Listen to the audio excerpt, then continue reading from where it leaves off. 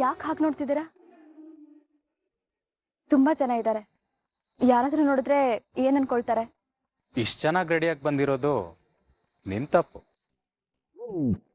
ಅಷ್ಟಕ್ಕೂ ನನ್ನ ಹೆಂಡ್ತಿ ನೋಡೋದಕ್ಕೆ ಯಾರ ಪರ್ಮಿಷನ್ ಬೇಕಾಗಿಲ್ಲ.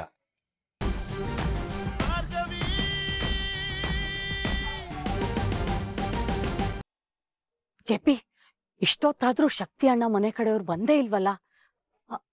ಓ ನೋಡು ಬಂದ್ರು. ಎಸ್, ನಮಸ್ಕಾರ. ನಮಸ್ತೆ. ನಮಸ್ಕಾರ. Hello everyone. ಶಕ್ತಿ, ಅರೇಂಜ್ಮೆಂಟ್ಸ್ ಹೇಗಿದೆ? ರೇಂಜ್ ಆಗದೆ ಇದ್ರು ನನ್ನ ಕೈ ಅಷ್ಟು ಮಾಡಿದ್ದೀನಿ. ಇದೇನ್ ಮಾತು ಅಂತ ಆಡ್ತೀಯ ಶಿವ? ಆಕ್ಚುಲಿ ಆ ಹುಡುಗಿ ಅಪ್ಪ ಅಮ್ಮ ಇದನ್ನೆಲ್ಲ ನಿಂತು ಮಾಡ್ಬೇಕಾಗಿತ್ತು, ಅದನ್ನ ನೀನ್ ಮಾಡ್ತಾ ಇದ್ಯಾ. ನಿನ್ನ ಮಗಳು ಅನ್ನೋ ತರ ಈ ಮದುವೆನ ನಡೆಸ್ಕೊಡ್ತಾ ಇದ್ಯಾ. ನಮಗೆ ಇನ್ನೇನ್ ಬೇಕು?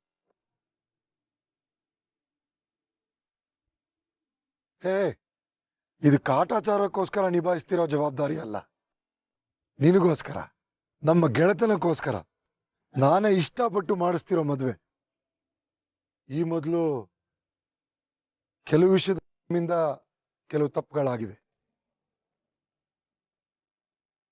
ಮತ್ತೆ ಅದೇ ತಪ್ಪು ನಡಿಬಾರ್ದಲ್ವಾ? ಈ ತರ ನಿರ್ಧಾರ ತಗೊಂಡಿರೋದು. ರಿತು ವಿಕ್ಕಿ ಎಂಗೇಜ್ಮೆಂಟ್ ನ ಯಾವುದೇ ತೊಂದರೆ ಇಲ್ಲದೆ ಮುಗಿಸ್ಕೊಟ್ಟಿದ್ಯಾ.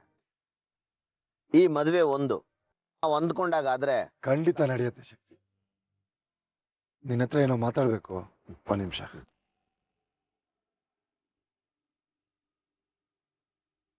ಸಿತಾರಾ ಅವರೇ, looking very pretty. Nice jewellery, nice colour combination.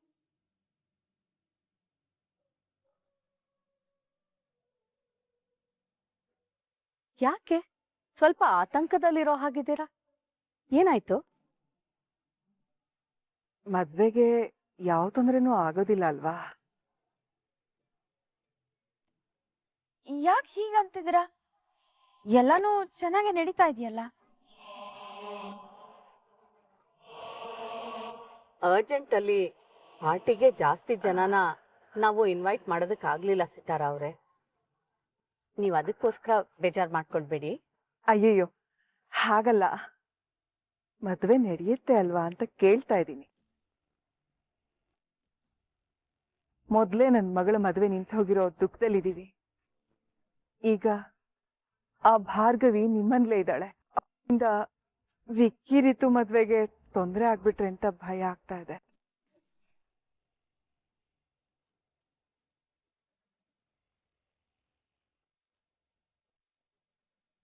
ನಿಮ್ ಅಯ್ಯಯ್ಯೋ, ಆ ಭಾರ್ಗವಿ ಬಗ್ಗೆ ನೀವ್ ಯಾಕೆ ತಲೆ ಕೆಡ್ಸ್ಕೊತೀರಾ?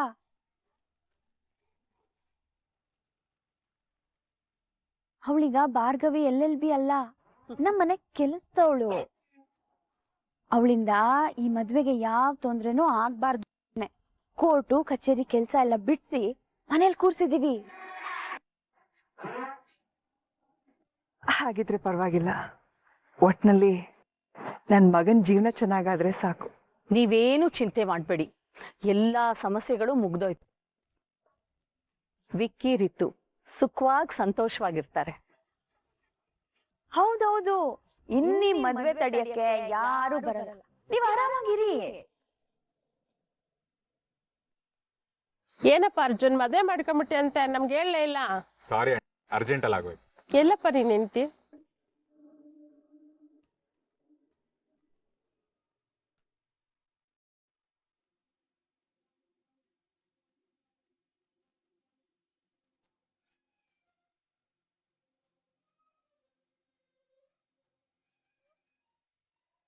ಆಂಟಿ, ಇವರೇ ನನ್ನ ಹೆಂಡತಿ ಭಾರ್ಗವಿ. ನಮಸ್ತೆ ಅಮ್ಮ. ಲಕ್ಷಣವಾಗಿದ್ದಾಳೆ. ಏನ್ ಮಾಡ್ಕೊಂಡಿದ್ಯಮ್ಮ? ಅದು ಆಂಟಿ, ನಾನು ಆಂಟಿ, ಇವರು ಡ್ಯಾಡ್ ತರನೇ ಲಾಯರ್. ಓ, ಮಾವ ಸೊಸೆ ಇಬ್ರು ಒಂದೇ ಕೇಸ್ ನಡೆಸ್ತಾ ಇದ್ದೀರಾ ಅಲ್ವಾ? ಓ, ಟಿವಿಲಿ ನೋಡಿದೀನಿ. ಅವ್ರಿಗೆ ಶಿಕ್ಷೆ ಕೊಡ್ಸೋವರೆಗೂ ಇವ್ರು ಸುಮ್ನೆನೆ ಇರಲ್ಲ. ಹೋಗ್ಲಿ ಬಿಡಪ್ಪ, ಯಾರನ್ನೋ ಲವ್ ಮಾಡಿ ಇನ್ಯಾರನ್ನೋ ಮದ್ವೆ ಅಲ್ಲ ಇದು. ಅಂತದ್ರಲ್ಲಿ ನೀನ್ ಇಷ್ಟಪಟ್ಟಿರೋ ಹುಡುಗಿನ ಮದ್ವೆ ಆಗಿದ್ಯಲ್ಲ, ಅದೇ ಖುಷಿ. ನಮ್ಮ ಅರ್ಜುನ್ ಬಂಗಾರದಂತ ಹುಡುಗ, ನಿಮ್ಮಂತ ಮುದ್ದಾದ ಹುಡುಗಿ ಸಿಕ್ಕಿದ್ದು ತುಂಬಾ ಖುಷಿ ಆಯ್ತು.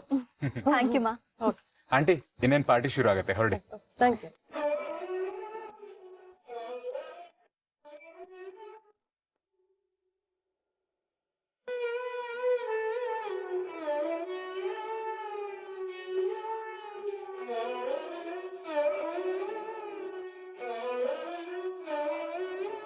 ಯಾಕೆ ಹಾಗೆ ನೋಡ್ತಿದ್ದೀರಾ?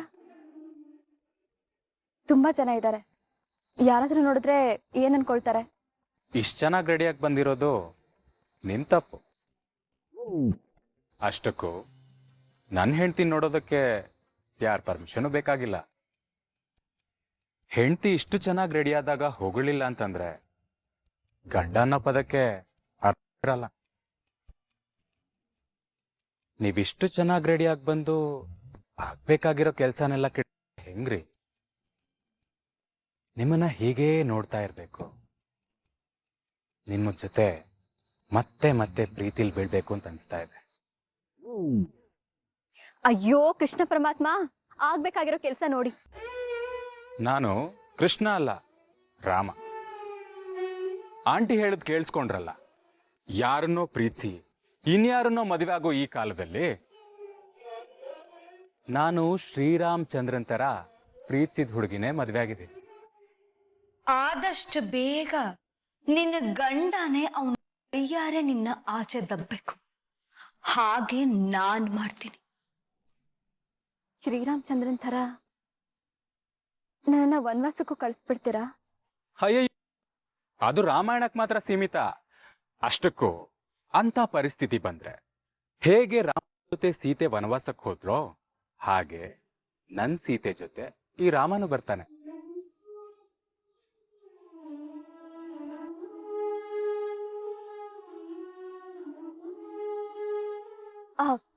ಅರ್ಜುನ್, ನಾನ್ ನಿಮ್ ಹತ್ರ ಸ್ವಲ್ಪ ಮಾತಾಡ್ಬೇಕಿತ್ತು. ಹೇಳಿ.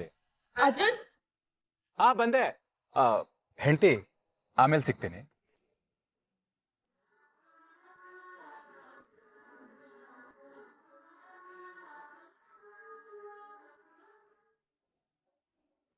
ಬೃಂದಕ್ಕ ಸುಳ್ಳು ಹೇಳಿ ಅರ್ಜುನ್ ಮನ್ಸನ್ನ ನೋಯಿಸೋ ಮೊದ್ಲು ನಿಜವಾಗ್ಲೂ ನಡೆದಿದ್ದೇನು ಅನ್ನೋದನ್ನ ನಾನೇ ಹೇಳ್ಬಿಡ್ಬೇಕು. ಜೊತೆಗೆ ನಾನ್ ಮಾಡ್ತಿರೋ ಈ ಸೀಕ್ರೆಟ್ ಇನ್ವೆಸ್ಟಿಗೇಷನ್ ಹೇಳ್ಬಿಡ್ಬೇಕು. ಅವರು ನನ್ನ ಮೇಲೆ ತುಂಬಾನೇ ಪ್ರೀತಿ ಗೌರವ ಇಟ್ಕೊಂಡಿದ್ದಾರೆ. ನಾನ್ ಮಾಡ್ತಿರೋ ಕೆಲ್ಸ, ನನ್ನ ಕರ್ತವ್ಯನ ನಿಭಾಯಿಸೋಕಾದ್ರೂ ಅದನ್ನ ಹೇಳ್ದೆ ಕೆಲ್ಸನ ಗುಟ್ಟಾಗಿ ಮಾಡ್ತಿದ್ದೀನಿ ಅನ್ನೋ ಗಿಲ್ಟ್ ಕಾಡ್ತಾ ಇದೆ. ಓಹೋ ಮೇಡಮ್, ಲವ್ ಬರ್ಡ್ಸ್ ಇಬ್ರು ಮಾತಾಡ್ಕೊಳ್ಳಿ, ನಾವ್ ಆಮೇಲೆ ಬರೋಣ ಬನ್ನಿ.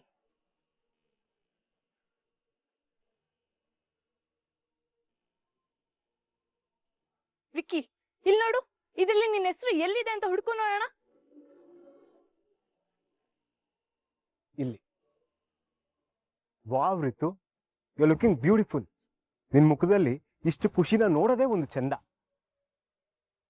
ಅಂತೂ ನಮ್ಮ ಮದುವೆ ನಡೀತಿದೆಯಲ್ಲ, ಹ್ಯಾಪಿನಾ?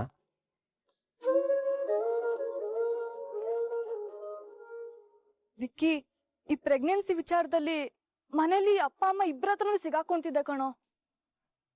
ಕೊನೆ ಮೂಮೆಂಟ್ ಅಲ್ಲಿ ಒಂದ್ಸಲ ಅಣ್ಣ, ಒಂದ್ಸಲ ಅದ್ಗೆ ಇಬ್ರು ಬಂದ್ ಸೇವ್ ಮಾಡಿದ್ರು. ರಿತು, ನಿಮ್ಮಪ್ಪನ್ಗೆ ಅಷ್ಟೊಂದ್ ತಲೆ ಇದೆಯಾ? ವಿಕ್ಕಿ, ನಮ್ಮಪ್ಪನ ಆಡ್ಕೊಂಡಿಲ್ಲ ಅಂದ್ರೆ ನಿಂಗೆ ಸಮಾಧಾನನೇ ಇಲ್ಲ ಅಲ್ವಾ? ಮತ್ತೆ ಮಗಳನ್ ಕೊಡಲ್ಲ ಅಂದ್ರೆ ಬಿಟ್ಬಿಡ್ತೀವಾ?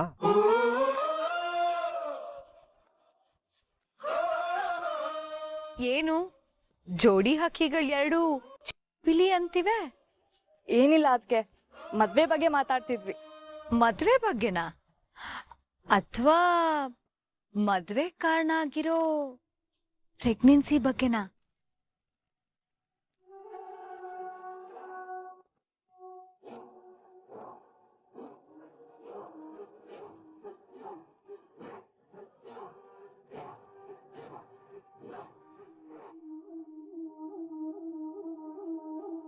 ಏನದ್ಕೆ ನೀವು ಯಾರಾದ್ರೂ ಕೇಳಿಸ್ಕೊಂಡ್ರೆ ನಾವ್ ಆಡ್ತಾ ಇರೋ ಈ ನಾಟಕ ಗೊತ್ತಾಗ್ಬಿಡುತ್ತೆ. ಅಷ್ಟೊಂದ್ ಬುದ್ಧಿವಂತಿಕೆ ಇಲ್ಲಿ ಯಾರಿಗೂ ಇಲ್ಲ ಬಿಡು. ಅದನ್ನೇ ನಾನು ಹೇಳ್ತಿದ್ದೆ. ಆದ್ರೂ ಈ ವಿಷಯದಲ್ಲಿ ನಿಮ್ಮನ್ನ ಹೊಗಳಲೇಬೇಕು. ಅದ್ ಏನಂತ ಐಡಿಯಾ ಕೊಟ್ರಿ? ಬುಸ್ತಂತಿದ್ದ ಅರ್ಜುನ್ ಬಂದ್ ಕಾಲ್ ಹಿಡ್ಕೊಂಡ್ಬಿಟ್ಟ. ಆ ಅರ್ಜುನ್ನೇ ಮುಂದೆ ನಿಂತು ಈ ಮದ್ವೆ ಮಾಡ್ತಿದ್ದಾನೆ. ಇಷ್ಟು ದಿನ ಹೋಗಿ ಹೋಗಿ ನಮ್ಮಪ್ಪ ನಿಮ್ಮನ್ನ ಯಾಕೆ ನಂಬ್ತಾರೆ ಅನ್ಕೋತಿದ್ದೆ. ಈಗ ಅರ್ಥ ಆಯ್ತು. ವಿಕ್ಕಿ, ಎಲ್ಲಿ ಸ್ವಿಚ್ ಆನ್ ಮಾಡಿದ್ರೆ ಎಲ್ಲಿ ಬಲ್ಬ್ ಆನ್ ಆಗುತ್ತೆ ಅನ್ನೋದು ಈ ಮದ್ವೆನ ಅರ್ಜುನ್ ಬಿಟ್ರೆ ಇನ್ಯಾರೂ ಮಾಡ್ಸಕ್ ಸಾಧ್ಯ ಇರ್ಲಿಲ್ಲ. ಆದ್ರೆ ಈ ವಿಷಯ ನಮ್ಮೂರನ್ನ ಬಿಟ್ಟು ಇನ್ಯಾರಿಗೂ ಗೊತ್ತಾಗ್ಬಾರ್ದು. ಅದ್ಕೆ ಬ್ರೋನ ಹೇಗೋ ಒಪ್ಸ್ಬಿಟ್ವಿ. ಆದ್ರೆ ಈ ಭಾರ್ಗವಿ ನೋಡಿದ್ರೆ ಭಯ ಆಗುತ್ತೆ. ಮೊದ್ಲೇ ಅವಳಿಗೆ ಅಂದ್ರೆ ಆಗಲ್ಲ, ಈ ಮದ್ವೆ ನಡೆಯಕ್ ಬಿಡ್ತಾಳೆ ಅಂತೀರಾ? ಇಷ್ಟೆಲ್ಲ ಪ್ಲಾನ್ ಮಾಡಿರೋಳ್ಗೆ ಅವಳು ದಾರಿ ತೋರ್ಸಕ್ಕೆ ಬರಲ್ಲ ಅಂತ್ಯ? ಚುನ್ನೆ ಅವನಾಗೆ ಭಾರ್ಗವಿನ ದೂರ ಮಾಡ್ಬೇಕು, ಹಾಗ್ ಪ್ಲಾನ್ ಮಾಡಿದ್ದೀನಿ. ಇದು ಆಕ್ಚುಲಿ ಚೆನ್ನಾಗಿರೋದು. ಆದಷ್ಟು ಬೇಗ ಆ ಕೆಲಸ ಮಾಡಿ ಪುಣ್ಯ ಕಟ್ಕೊಳ್ಳಿ. ಆಮೇಲೆ ನಮ್ಮ ಅಕ್ಕನ ಪರ್ಮನೆಂಟ್ ಆಗಿ ನಿಮ್ ಮನೆಗೆ ಕಳಿಸ್ಕೊಡ್ತೀನಿ.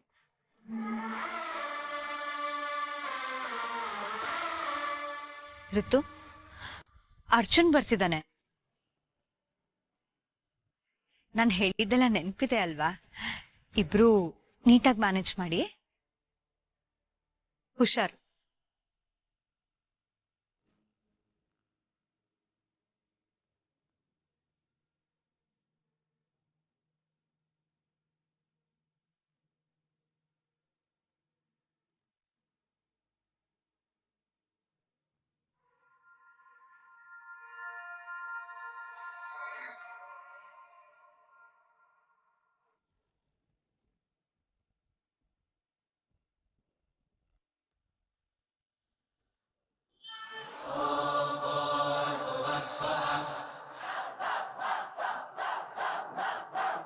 Savitor Vare